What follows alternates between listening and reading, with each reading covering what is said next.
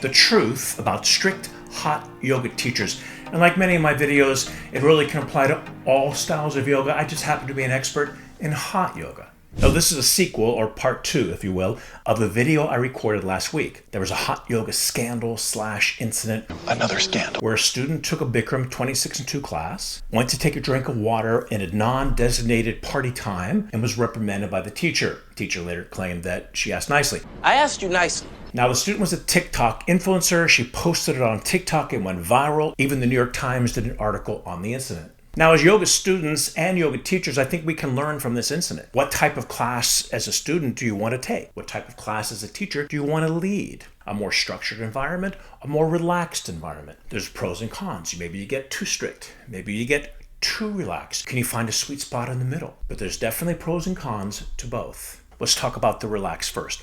Let's say you're in a class and the teacher, the very popular phrase in some styles of yoga, the teacher will say, stay or play. And if they're doing a vinyasa, maybe some people are doing handstands, they're doing some advanced variations of the poses. Another popular phrase may be yogi's choice. So now people are doing different poses. If you like that relaxed atmosphere, that may work for you. The con in this particular scenario, if you have a beginner student and they're looking around trying to figure out what to do and everyone's doing something different, they're not going to have a great reference. What's going on? You're not going to really have a classroom situation. You're almost having a free-for-all because what's going on? What am I supposed to be doing? So there's a pro and a con to that relaxed environment. Now let's talk about more of the structured environment. Everyone's doing the same thing, the same time. The pro is you have this entrainment. One of my favorite words is entrainment. I'm sure you've seen fish in the ocean, like thousands of fish, and they all turn at the same time. They're in this one mind, this one controlled thought of entrainment. Birds, same thing. In South Florida, we have these wonderful pelicans that fly in perfect formation. They're in entrainment. So we create a structured class. Everyone's doing the same thing. The new person can look around and have a great reference in knowing what to do. Now, what's the con for this particular scenario? If you become too strict, you have one rule and that's it. You can't take water until after, let's say, the eagle pose. In Bikram, they call party time. In the Barkan Method, we say love for the peeps. If you're taking water in a non-designated time, and interestingly enough, so I did that this morning in my class. They took water like 5 minutes into the class. And you reprimand that person. I mean, look what happened with the TikTok influencer. She posted this video, went viral. It was definitely damaging to the school. Some people don't like to be told what to do all the time. They don't like that structure. My suggestion is to choose your battles wisely. Like that one person that took a drink of water 5 minutes into the class. It was over to the side. It wasn't distracting. He probably really needed that water. He really didn't take water until the designated water break, which came much later on. So you can choose your battles wisely. All of a sudden you start to get out of hand and everyone's doing what they want, you can then tone it down or you can bring it down to a structure. But if you have one rule, and this is the con to the structured environment, one rule for everybody, and if somebody in distress, someone that really needs a drink of water, or somebody needs to get out of that room because they're completely overheated, but you have that rule, that may cause harm to that student. So you've got to be discerning and understanding. So once again, my suggestion is choose your battles wisely.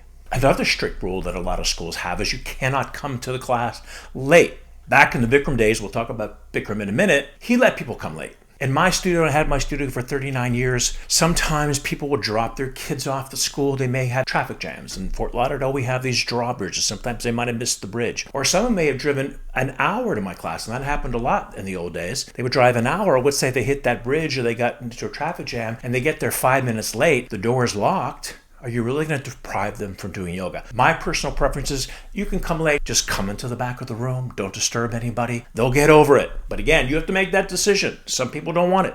Some people say they lock the door, and you may not have a choice. You may have a front desk person so they could come in late, but some people have to lock the door because they don't have a window to look out to see if their people are coming in or not. Have some empathy for somebody that might have just gotten into a traffic jam. Because I had 2 or 3 people come late almost every day to my morning class. That could count. As a studio owner, you'll definitely relate to this. That could be tens of thousands of dollars that you're throwing out the window because you're locking that door. But on the other side, if you want to make the choice to be strict and lock the door, that's up to you.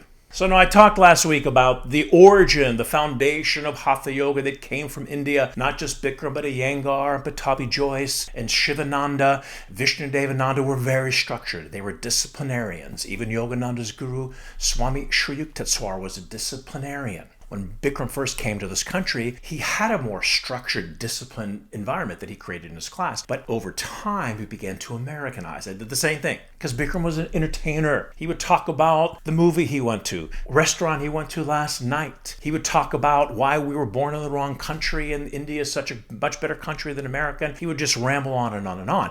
But his main intention wasn't enforcing the discipline. This is the point I'm making. His main intention, beside being an entertainer, was to make yoga the intention, to help guide the students to do the best yoga posture that they can do. Not about enforcing the discipline. Every now and then somebody may do something that may catch his eye and he may get on him for something that maybe they started too late or they keep ending early. He might have got on somebody that was coming every day and went on vacation and came back and didn't tell him he was on vacation and yelled at that person. But that was a rare occasion.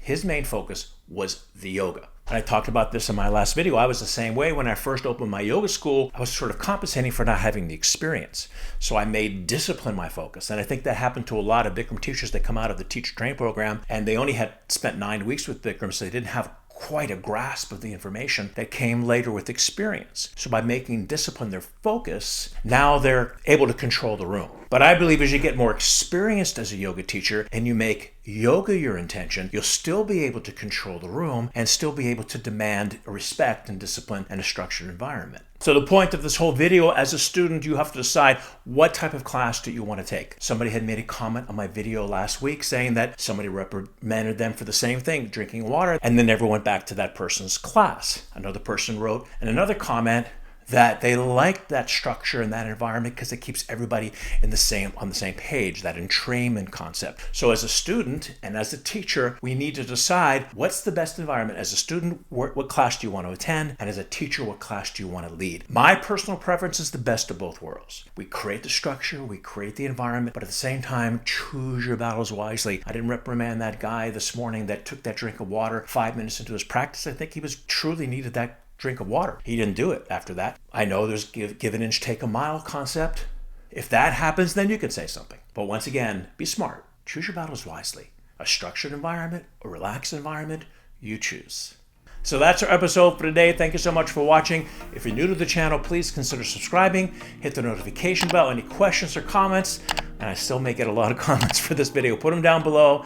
I'd love to hear from you, and I will see you at the next video. Bye, everyone.